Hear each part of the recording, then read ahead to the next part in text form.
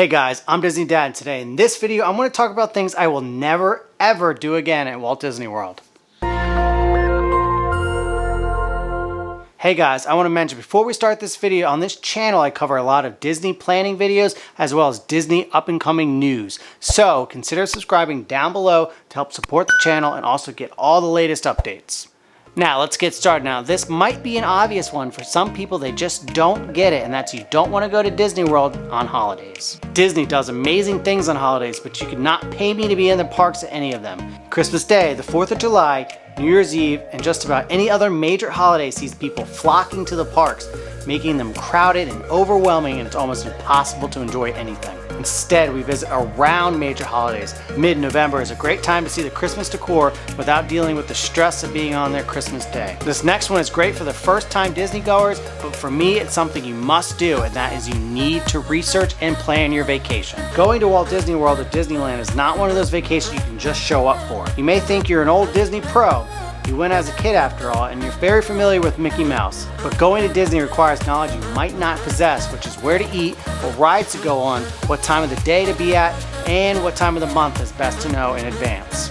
You must thoroughly research the best places to go, what kind of ticket packages you need, what rides and restaurants are right for you and your family before you book your Disney trip. Lucky for you, this channel is loaded with Disney tips from the pros like me to help you plan your next trip. So I will link some playlists up above that you guys can go take a look at and help plan your next trip. This one might not be an option for everyone, but I would recommend you stay on an on-site hotel at Disney World. The problem here obviously is if you can afford it or not, but the best thing you can do for the best experience is stay on-site for Disney World.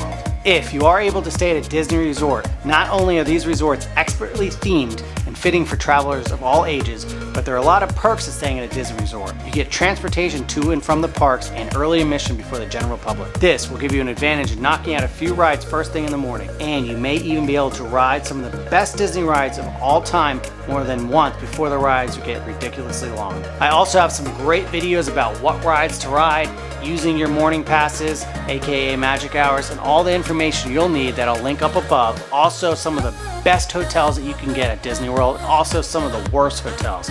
Check those videos out. This one is hard for some people, and it's the opposite of what you would expect to do on a vacation, but I promise you, this one you don't want to do, and that is sleep in when you go to Walt Disney World. While you should get some relaxing in on your trip, you do not want to go to Disney World and sleep your day away. Try to get them up and at them early.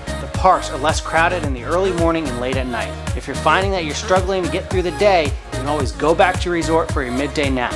My family loves to nap during the day at Disney World.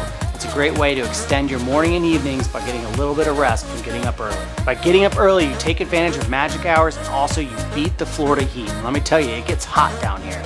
So I also got some great videos all about magic hour that I'll link up above. This one I will absolutely never do, and I recommend that you don't do it either, and that is buying water at Walt Disney World. It is easy to forget about the necessities and become dehydrated when you're hopping from ride to ride having fun, but you can quickly get overheated, especially when you're in Florida or California for Disneyland. But that does not mean you should buy bottled water at Disney. It can cost upwards of $5. Instead, bring a refillable water bottle for each person, and at the beginning of the day, fill it up with water at fountains around the park. If you happen to forget your water bottles, you can head over to quick serving dining locations, and they'll have free glasses of water with ice for you.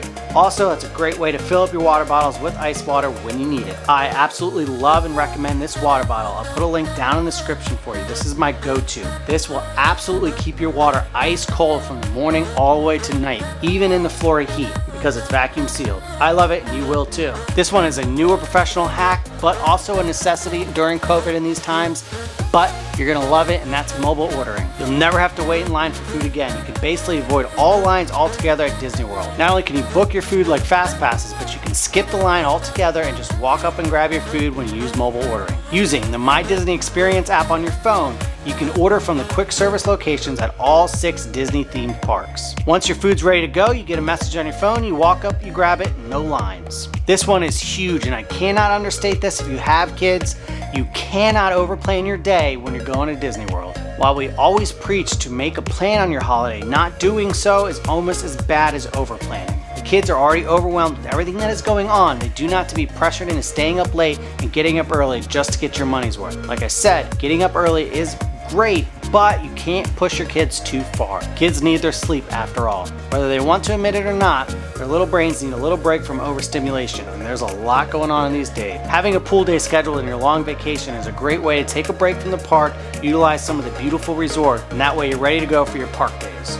These are some great tips that I hope will help you on your next trip to Disney World that have taken some people years to learn and understand. Get a head start, know what you're doing, make a plan, and enjoy your trip. Subscribe down below, guys, so you get all my latest content, and I will see you guys next time.